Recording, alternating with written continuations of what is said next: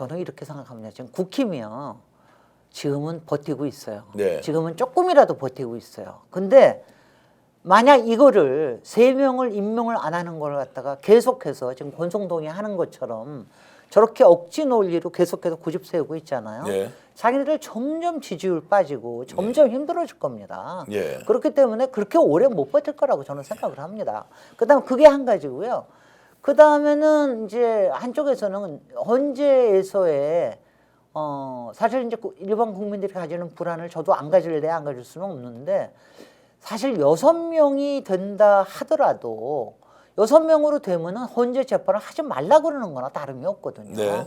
그러니까 그거를 국민들한테 계속해서 설득을 하면은 저는 넘어올 거라고 생각을 해요. 국힘 못 버틸 거라고 생각합니다. 자, 그래서 나왔던 게 부산대학교 법학전문대학원의 김혜원 교수가 네. 이런 상황이라면 국민투표를 통해서 개헌이라는 방식의 국민투표를 통해서 윤석열 파면 적시할 수 있다. 한 달도 안 걸릴 수 있다. 네, 그거는요. 사실은 조국 혁신당에서도 네. 사실은 원래 개헌을 통해서 임기 단축을 하자라고 네. 하는 거하고 비슷한 거예요. 네, 말하자면. 예. 그래서 이게 이제 이론적으로는 가능하다고 봅니다. 네. 그런데 이제 이게 저는 지금부터 벌써 들이대놓고 얘기하기에는 아직은 조금 빠르다.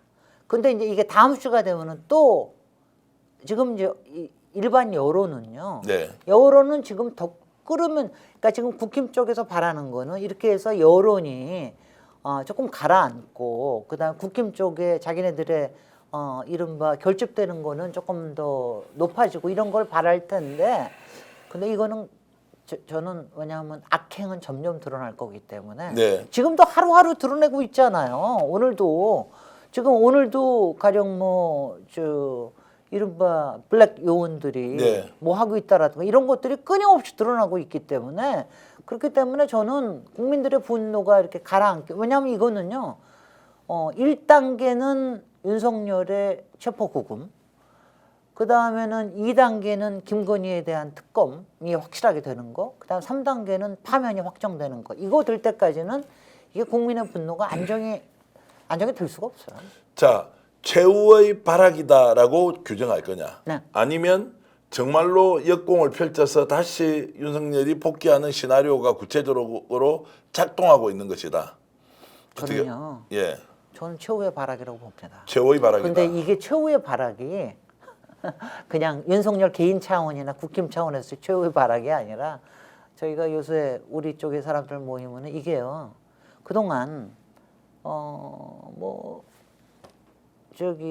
그동안 쿠데타 일어났던 거 그잖아요. 네. 유신 쿠데타 일어났던 거, 그 다음에 12.12. 네, 12.12 쿠데타 일어났던 거, 그 다음에 노무현 탄핵했던 거, 그 다음에 이제 지금 조국 대표 없애려고 그러는 거, 그 다음에 유력한 대권 주자를 없애고 지금 이재명까지. 왜냐하면 이게요. 저쪽에서는 자기네들이 할 때마다 뭐가 안 됐다는 거 확실히 알잖아요. 지금 계속해서 보면은 박근혜 탄핵이며 지금 윤석열 탄핵까지 자기네들은 뭘 내놓을 수가 없는 거 아니에요. 그러니까 지금 마지막까지 버텨서 그러니까 요새는 아주 그 얘기가 심심치 않게 나오더군요. 요새는 보수 대 진보가 아니라 왕당파 대 공화파다. 우리가 공화파고 민주공화정의 가치를 지키려고 하는 거고 저쪽에는 왕당파로서 이른바 독재와 독재 세력의 그리고 친일 세력 이런 것들을 끊임없이 가지고 가려고 하는 이런 왕당파다. 이거의 최후의 결전이 지금 일어나고 있다. 이번에 최후의 결전이고 최후의 발악이기 때문에 굉장히 극렬할 것도 사실입니다. 네. 근데 이거는 국민이 이기지 않으면 대한민국이 망합니다. 국민이 이기지 않으면 대한민국이 망한다. 그러면 내란 종결이 여전히 이루어지지 않고 결집을 하고 있다. 네. 그런데 여기에서 네.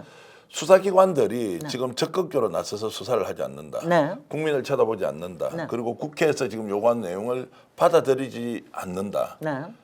자, 이거는 지금 그러면 이들도 조직적으로 윤석열 내란 세력 편에 섰다라고 우리가 볼 수 있습니까?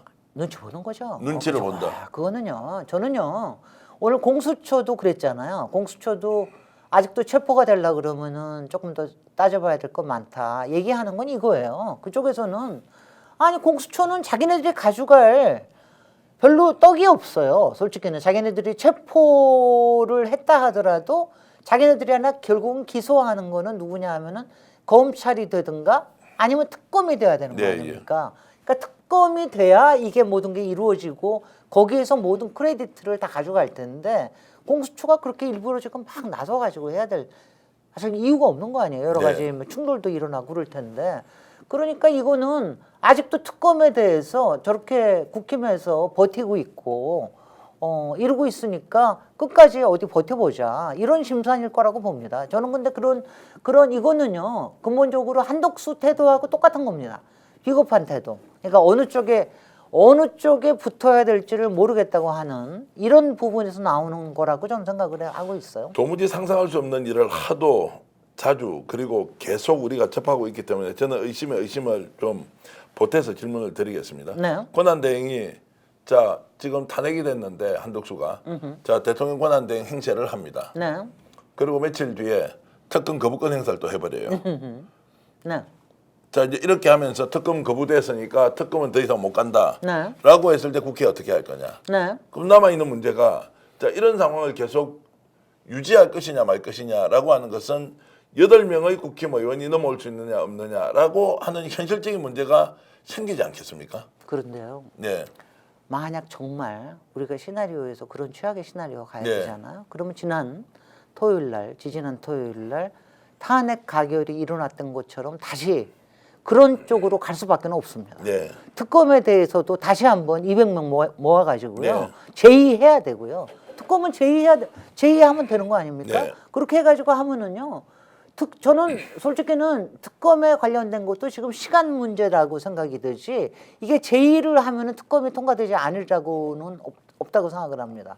그러니까 김건희 특검에 대해서는 자기네들도 조금 시간을 벌고 싶어 하는 게 있을 거예요. 왜냐하면 이게 자기네들이 생각하는 대선 후보들하고의 관련 또 국힘의 정당의 지금 존재 위기하고도 관련이 되기 때문에 그렇기 때문에 김건희 특검에 대해서는 오히려 조금 좀 시간을 두려고 그럴지 모르지만 윤석열 특검에 대해서 제의하면은 이게 통과가 안 될까요? 자 그러면 통과될 이제 거라고 제의 봅니다. 거부권 행사를 해버리면 이제 이게 권한대행 인정의 문제가 생기는 거고 네. 그렇다고 내버려 둘 수도 없으니까 네. 이걸 이러지도 저러지도 못한 상황이 올 수도 있다. 자 네. 이것은 전제가 한덕수가 권한 행사 지를 하고 있다는 전제에서 질문을 드리는 거고요. 네.